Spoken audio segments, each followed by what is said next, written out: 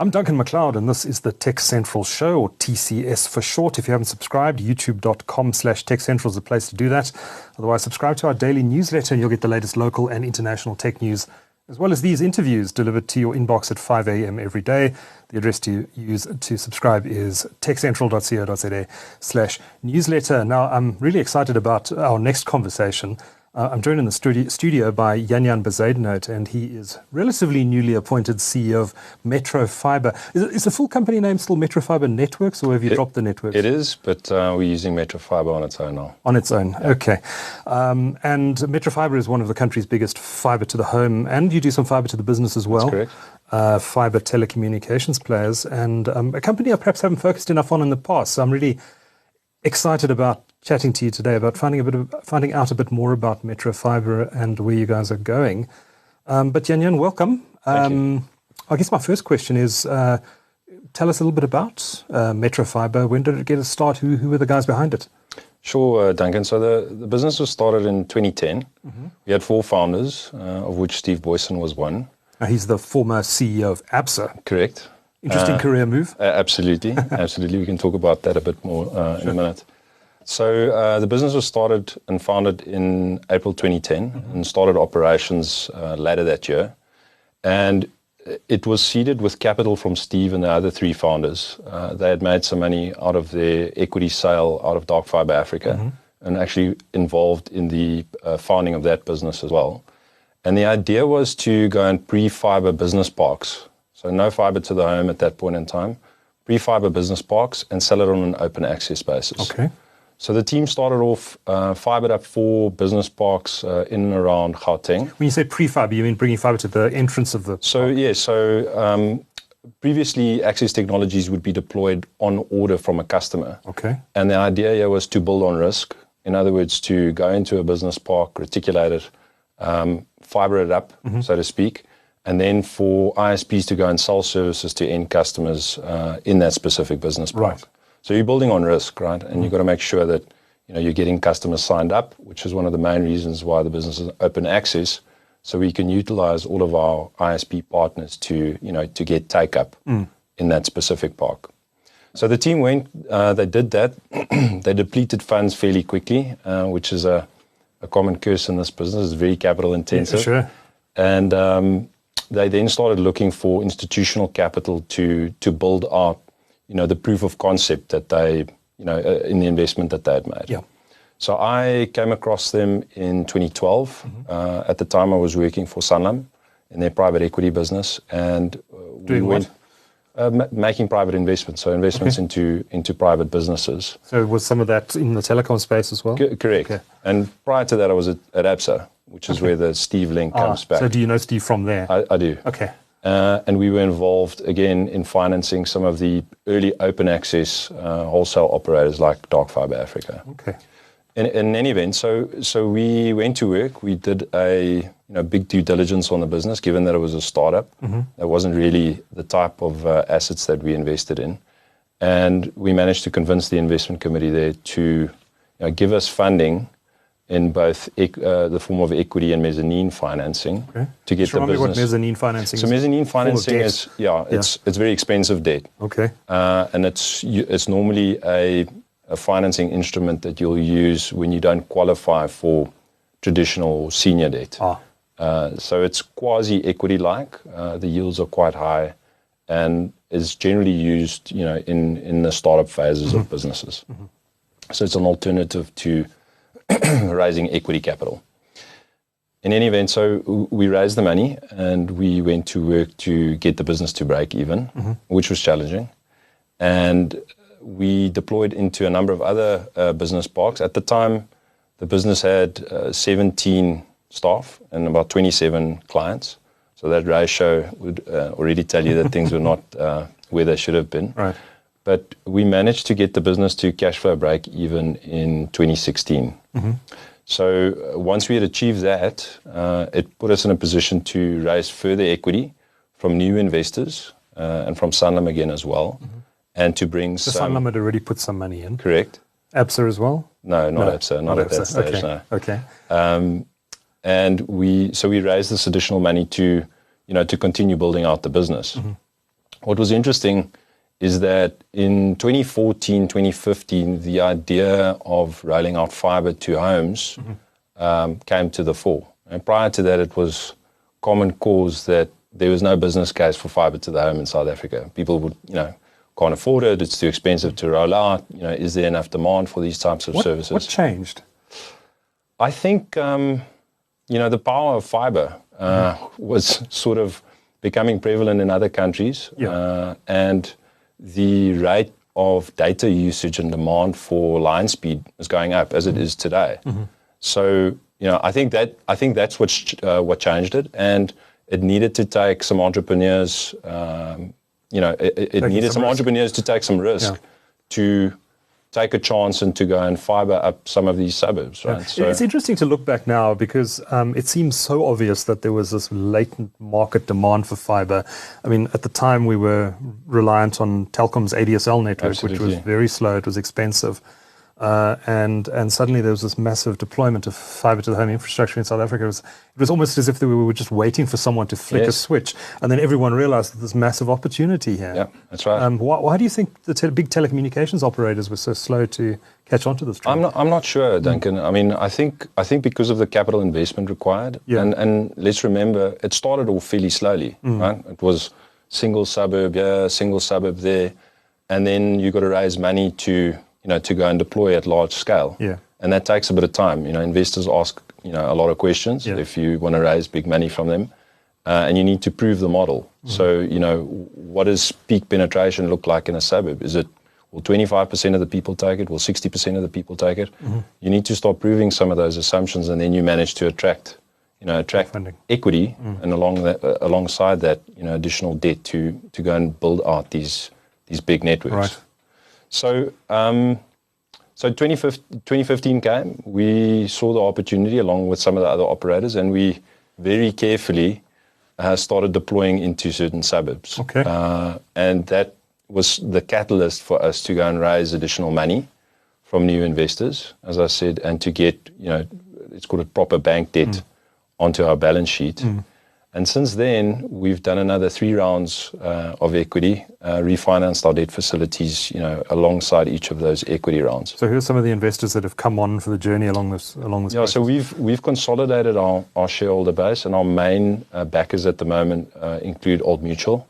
So they are 42% shareholder in our business. Wow, okay. And they manage, or at least the pools of capital that are invested into our business comes out of various places in the Old Mutual stable. So it's managed by AIM, or Africa Infrastructure Investment Managers.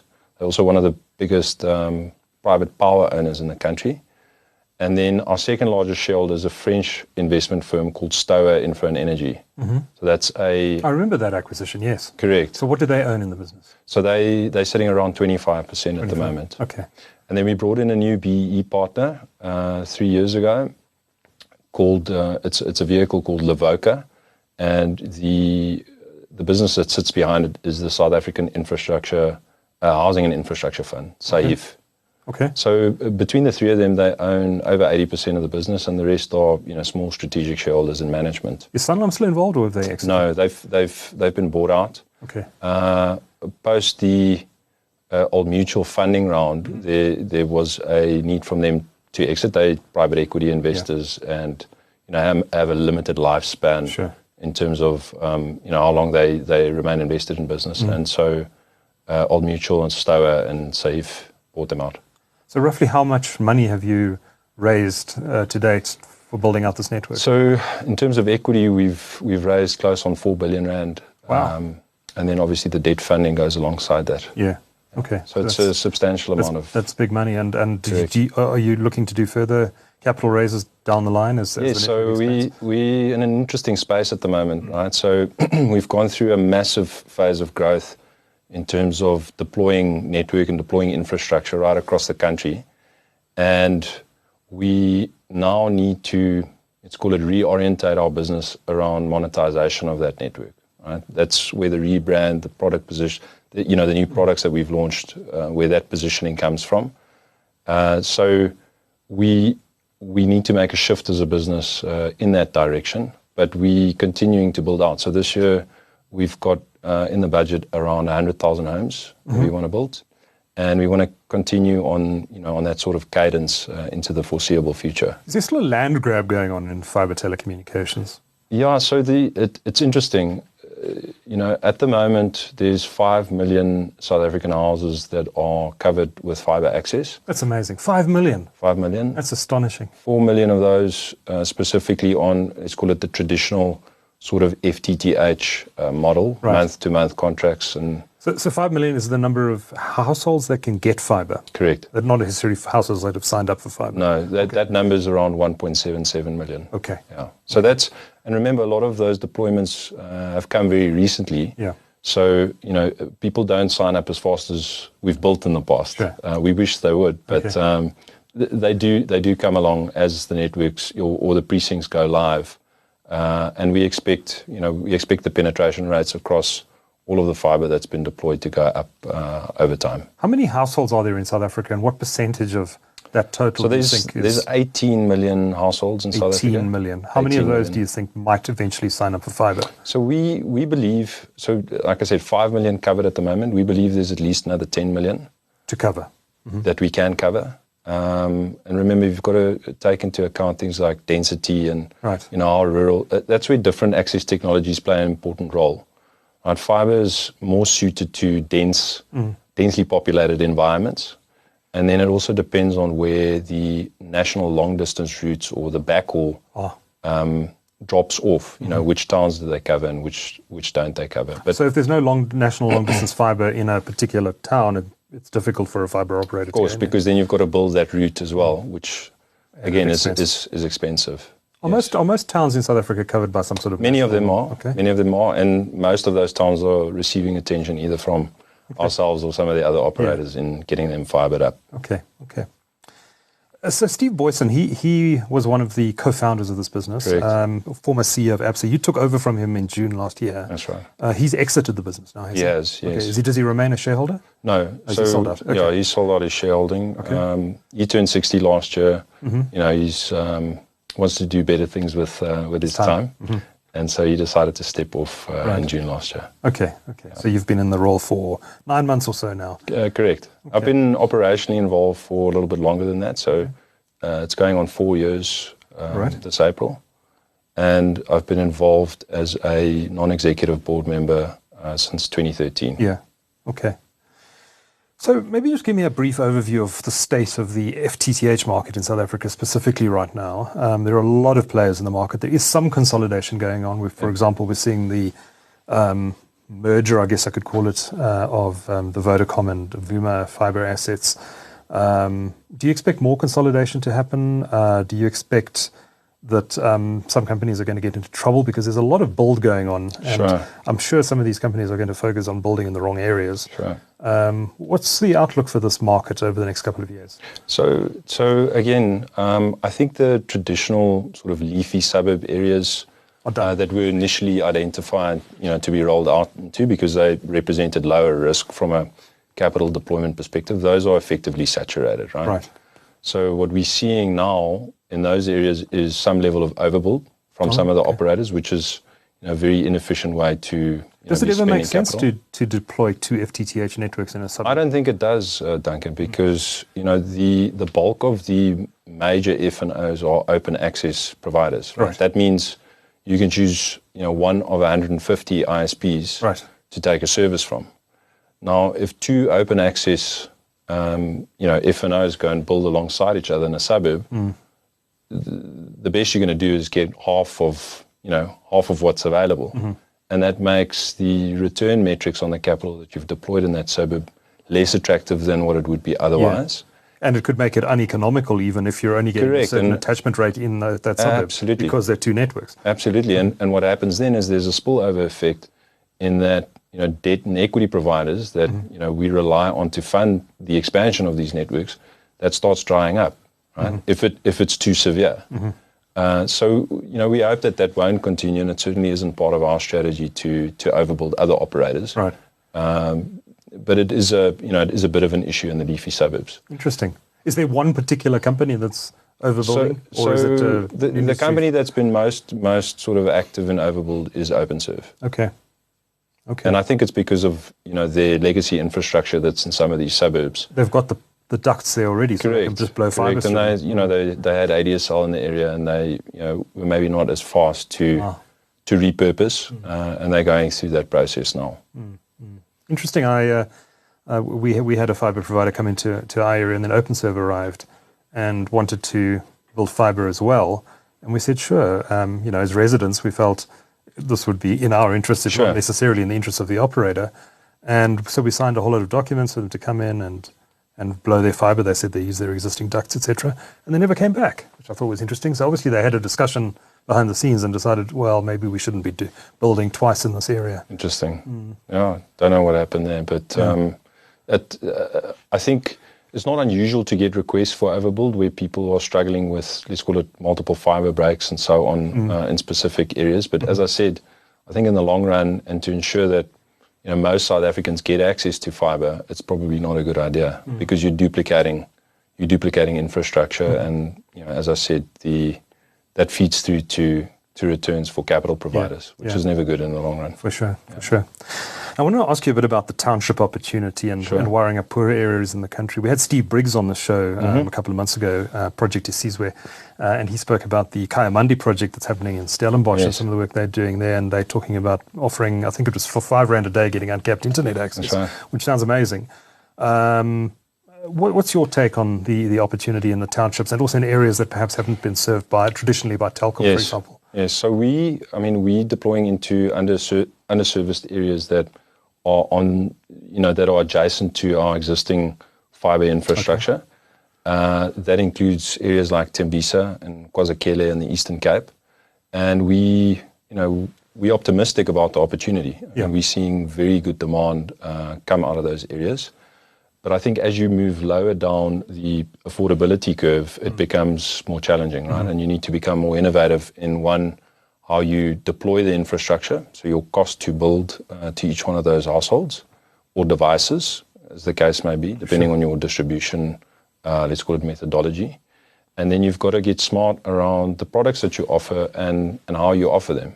As an example, you could try and stick with the traditional method of providing fibre internet to a router inside a home, and do that at X price per day or per month or per week. And that's one of the products that we've built. And that comes out around 20 Rand a day, right? So also fairly affordable if you think you can connect a multitude of devices to that router. And you don't have to pay for it every day. If you don't have money, you can. It's uncapped. It's the same service as what you would get in any of the affluent suburbs. Right. Exactly the same service, symmetrical, and so on. Okay. But you can connect multiple devices to it. Right. Or you could provide access to a device specifically, right? At a different rate. Okay. And then you can get the unit cost quite low. But what it means is you're buying access for a single device as opposed to multiple devices. So you'd get access on your smartphone, for example. Correct. Okay. Correct. So there's a number of different ways in which you can, let's call it, try and crack the code on how to distribute into these areas and make it, profitable and make the returns acceptable from a from a funding perspective. So you're not going to be trenching fibre into many of these areas. You're going to look at alternatives like fibre on poles and that sort of thing. Correct. And I mean, there's even other methods, right? You can put fibre onto poles and then have radio access points on the poles and let the devices connect to those. Like a Wi-Fi hotspot. Correct. Below the pole. Correct. But do it at scale and do it for large communities. So there's, as I said, there's all of the operators are experimenting with this. Some more aggressively than others. But I'm confident that between all of us, we'll manage to crack it and we'll get those citizens covered. Okay, so is this a key focus area for MetroFibre? Yes, that's our big deployment push at the moment. Is all in those types of areas. Right, yes. Because the traditional areas are saturated. Correct. Okay. Correct. And can you deliver these services? I mean, obviously you can deliver them profitably, otherwise you wouldn't be doing it. But do you think you can actually eke out a reasonable margin from these areas? Or is this going to be a very cutthroat business? This is the thing, right? I don't think it's certain in one way, in one direction or the other. I think we're all testing it and trying to see, what works and what doesn't work, and where do the margins lie. Are they positive? Are they negative? Right. What do the payback periods look like? And that's the sort of testing that's going on at the moment. But it's happening, or it's being piloted at a very large scale. So I think we'll know the answer, fairly soon, and then you'll see another race, I would imagine, into these types of areas. It seems like a logical thing for the government to support. I mean, we've always heard about the need to bridge the digital divide, and it's been a focus of the ANC government. Do you think that there's an argument to be made that maybe some of the funds from the Universal Service Agency, USASA, should be redirected to fibre operators? Yeah, so those discussions are happening at the moment. I'm also I sit on the Digital Council Africa board, right? And some of the discussions are happening at industry level for access to that type of funding. Yeah. The only thing I would say is that if the private sector can get it right, it's far more efficient, and deployment will be much faster if we can crack the code on a commercially viable model. Right. And are you confident that's going to happen? I believe we'll find a way. Okay. We'll find a way. Good to hear. What about industry consolidation? There's been there's been some of it, as I mentioned, but how do you think consolidation is going to play out in the space, and what role will MetroFibre play in it? So there's a large number of FNOs operational in the market at the moment. I'd say there is let's call it a top 10, which are the 10 largest FNOs, and then there's a fairly long tail. Right. I know that there will be industry consolidation because we operating infrastructure, and to operate infrastructure efficiently and effectively, you need scale. And so market consolidation will happen. The question is when, and how fast, and who will get married to. All right. What's going to trigger it, do you think? I think it's being triggered at the moment with with the leafy suburbs being saturated, and operators looking at going into lower income areas where affordability might be an issue, margins might come under pressure. I think you need scale to deploy and get into the value chain and cut out any potential fat that there is to ensure that you can reach these people. So I think it's being triggered at the moment. I think other struggles such as overbuild and so on will also drive market consolidation. And I mean, you asked the question, what is our role, or MetroFibre's role in that consolidation process? It's a key focus for us to become a consolidator in the market. And I think with the... You don't see yourselves being bought out. You see yourselves buying other companies. Potentially at some point in the future we'll be consolidated as well. But for the time being, we have very strong shareholders sitting behind us. They're very aligned with our strategy, specifically around consolidation. And we're actively looking at opportunities to consolidate some of the smaller players into our business. So are there fibre assets out there that MetroFibre is actively looking at? Absolutely. Okay. Absolutely. So there could be some news on this front soon. Absolutely. Interesting stuff. Let's talk about your price cuts. I think there's a lot of interest there. I was a little confused because you made a couple of announcements over a period of months. You kind of teased out some package changes and then made some further announcements about price cuts. They look very aggressive. What was the thinking behind the new plans? And maybe take us through what it is you've done and what it is you're hoping that these changes are going to achieve. Sure. So, Duncan, we went through a research process at the beginning of last year to go and talk to our customers, not just our customers, also potential future customers, to find out what it is that they're looking for in connectivity, right? What are they seeking out? What are their needs, and what are their pain points? And the feedback that came back was quite clear, right? The first thing is customers want products to be simple and transparent. Right? I think the telecommunications market is famous for obfuscating, especially in mobile. Correct. Obfuscating. What is my contract term? What is the price that I'm paying? We want to build products and put products into the market that are very simple and very transparent. Right? So we only have month-to-month contracts. We're making it easy for people to cancel with us. We're making it easy for them to activate their services, and we're very transparent in terms of the pricing. The second thing that was quite clear to us is that customers are looking for quality and they're looking for performance or speed. And this is driven by the number of connected devices that are being activated inside homes. Okay, and the more devices you have to connect, the higher your need for line speed, right? So we had a look at our packages, and it's not just about the line speeds we're offering and the price that goes along with that, but it's also about how we service our customers and the other, let's call it, the flexibility that we add to our product suite. So we've done away, and I think at the same time we wanted to showcase what fibre can do as an access technology. Mm-hmm. So at the moment, just for interest, in the broadband market, fixed LTE and 5G is still more prevalent than fibre as an access technology. More users. Okay. We wanted to showcase what fibre can do and to offer customers real fibre speeds at affordable prices.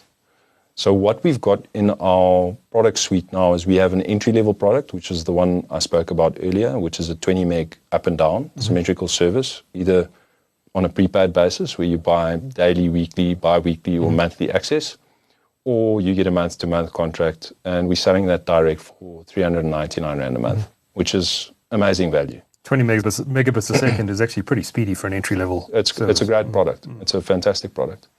Then our next product up, we've upgraded to 250 meg.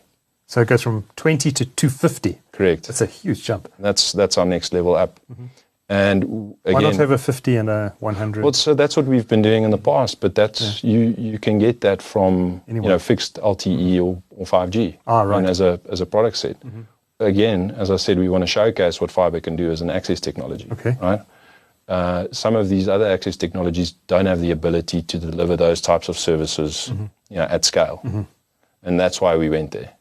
So the next level up is 250 up and down. I just want to check something. This is on your own ISP, is that right? Correct. Do you offer these exact same line speeds to your ISP partners as well? Absolutely. Okay. So I mean, it's a very important point, right? So our ISP, our wholesale partners are extremely valuable to us, and we've made all of these products available to them as well. Okay. With the requisite pricing that goes along with it. Why, as a matter of interest, do you have your own ISP business on your network? So we get that question often, and it's we started out as a pure open access provider, as I said back in 2010. But what we realized is once we fibered up those business parks and we went to third parties that don't have skin in the game in terms of having put the capital down, and ask them to go and monetize that asset for us, we would go to a meeting and the guys would say, absolutely fantastic, that sounds amazing. Then they would realize their customer's on an ADSL line and still has 2 years left in his contract. Right. And say, listen, I'll go and speak to him, when the contract's up. And we couldn't have that, right? We had to sort of take our destiny in our own hands, and that's why we started selling direct. And it's not an unusual thing in the telco market, but that's the reason why it exists. Okay. So you're going through the package speed. So you've got a 20 entry-level product, then it jumps to 250, and you said the price on that is? $799. $799, and then beyond that? Then we go to 500. And these are all symmetrical? They're all symmetrical. And then we go to 1 gig. Our 1 gig is 1 gig. Just 4 plans? That's it. Okay. Simple and transparent, right? So the 1 gig is not symmetrical. It's 1 gig down and 500 up. Okay. And we've actually gone as far. Is it difficult to do 1 gig asymmetrical? Is it a cost issue? It is a little bit more tricky than it is for the lower line speeds. Correct. Okay. But what we've also done is we've also gone and proactively switched out the routers of the customers that were already on those packages, right? Because I think this is another important point. If you have a 1 gig line speed, you need an appropriate router to go along with it to actually experience. I guess if you've got a cheapy router, it's going to top out at 100 megs or something. 100%. Right? 100%. So a lot of those routers you sorted out. We've proactively gone and swapped them out, and we've also upgraded the routers that we provide to new customers on these packages. Okay. So the 20 meg package, I presume, then gets a basic router, and everyone else gets something fancier. Correct. Okay, that's right. Okay, interesting.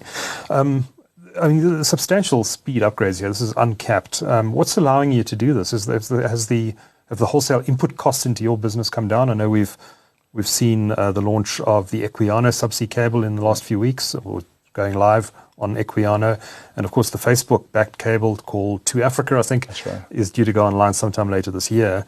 What is the addition of this huge amount of international undersea fiber capacity having on wholesale input costs for your business? Yeah, so input costs are definitely or certainly coming down, which is one of the elements that's driving some of the changes that we're making. Okay.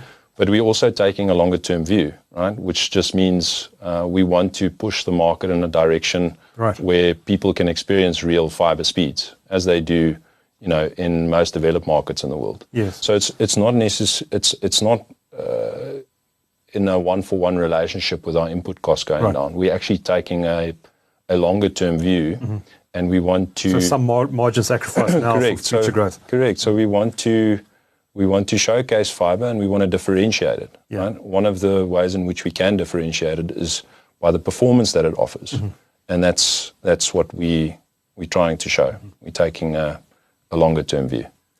Now, if you look at the mobile operators, and it's not just here in South Africa, mobile operators around the world are talking about this, but MTN and Vodacom here are as well. They're talking about transitioning their businesses from being telcos to techcos. Yes. They want to become more than just connectivity providers. I think there was a lot of talk for many years about them becoming dumb pipes, and companies like Facebook and Google earning all the profit on top of those dumb pipes, which I think scared them a lot. But they talk now about offering a whole lot of value-added services, talk about going into fintech, mobile money, insurance. There's a whole lot of adjacent areas they're looking at going into.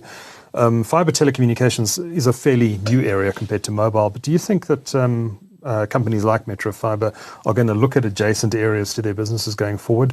At the moment there's a big focus on getting the rollout done into townships, et cetera, et cetera. But once all that's done in a few years from now, do you see a need maybe for a company like MetroFibre and other players in the fiber market to look at adjacencies and start to build other businesses on top of the fiber infrastructure that you've deployed? Yeah, potentially. It may make sense. I'm trying to keep the team very focused around what we need to achieve, over the next 3 to 5 years. So it's not a priority right now. Not at this stage. We are introducing some value-added services that will enhance our connectivity offering, right, around backup power and extending Wi-Fi mesh into the home and these sorts of things. But that's to drive the connectivity experience as opposed to being a pure value-added service or an over-the-top service. For now, we'll leave those to the Netflixes of the world and the guys who exclusively do that. What we want to do over the next 3 to 5 years is make sure we get the utilization on the network up, and we want to make sure that the customers are having a fantastic experience when they're using our pipes or our service, should they choose to take it directly. Nothing wrong with being a provider of pipes. You mentioned power cuts. How does load shedding affect your network? Yeah, so it presents an operational challenge for us. Obviously, all of our nodes need to be powered up, and we've successfully managed to do that up to now. When you say a node, do you mean a suburb that's powered by a... Yeah, so we have a point of presence that would either cover one suburb or multiple suburbs. It would cover a precinct. Like a server room somewhere. Correct. Something like that. It'll either be in a container or a mini server room, as you mentioned, and we have backup power installed in all of our, let's call it bigger sites, our bigger nodes. Okay. And we haven't, let's call it the network has not failed because of load shedding yet, and it won't. But it has presented a big operational challenge for us because we need generators, we need backup for our generators. We need to make sure we've got diesel at hand where that's appropriate. So it has presented a lot of challenges for us, but we're dealing with it fairly successfully. And I think the bigger challenge for us, especially on the residential side, is ensuring that our customers have backup power so that they can keep enjoying the service. Right? There's no point in our node being up, the network's up and running, and your one gig down, 500 apps working fantastically well, but you don't have backup power at home. Yeah. So there's there's solutions that we're looking at, and I mean so supplying small UPSs, but we want to build proper services around it as opposed to selling devices. Anyone can buy a mini UPS from Takealot. We would like to service our customers. If it fails, we'll come and replace it. Correct. We'll take that responsibility on ourselves. So that's in development at the moment, and that has been a challenge. Yeah. Because we also get flooded with service calls where power could be the issue on the other end, or there's reconfiguration that needs to happen post a power cut, and that's caused a lot of operational stress and strain in our business. If there's a total grid collapse in South Africa, which people have spoken about, and Eskom has to restart its infrastructure, it's a process that could take about 2 weeks, I've read. Correct. Have you have contingencies in place in that eventuality? Absolutely. So we're working on that at the moment. I wouldn't say we're 100% ready yet, but it is something that's very high on the agenda in our business, especially given the time frame that you spoke about. Yeah. I guess the major concern is the supply chains are also going to collapse during those 2 weeks. So we can be as prepared as we like, but if we don't have enough diesel, we don't. Sure. We need to effectively see it out on our own over a 2 week period. Yeah. So I think we're certainly planning for it. We're planning for the worst and hoping for the best. Yeah. Yeah. And that it doesn't. I suppose there are a lot of transpire. interlinkages in the system, because you've got to connect onward to undersea cable landing stations and all those things which might be out of your control. So if a landing station goes down because there's no electricity, that kind of affects your ability to provide internet services. So I suppose in any sort of contingency planning you'd have to speak to third parties as well and find out what they're doing in terms of backup. Absolutely. I think the greater worry for me is around fuel storage. Right. Where do we logistics around it? I think it gets a little scary in the scenario of a grid collapse. Yeah.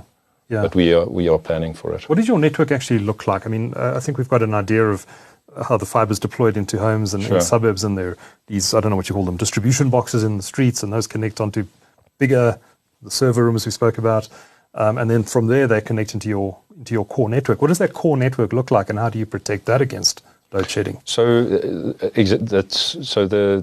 major nodes that I spoke about earlier, they effectively power our core. Okay. So there we have full backup to deal with stage 8 and beyond, and we have backup for our backup.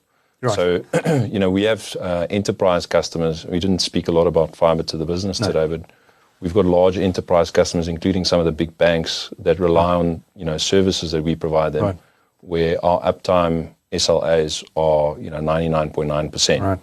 So we can't afford to for the network to go down. Right. Interesting conversations we have to have as South Africans, unfortunately. Running a business here is not for sissies. Yeah. Well, let's hope that if there is a total grid collapse, which touch wood there isn't, that we will not be resorting to smoke signals and the fibre network will still. Jan Bezuidenhout, it's been great to chat to you. You are Chief Executive of MetroFibre. Thanks for coming into the TechCentral studio today. Thanks very much, Duncan. Appreciate it.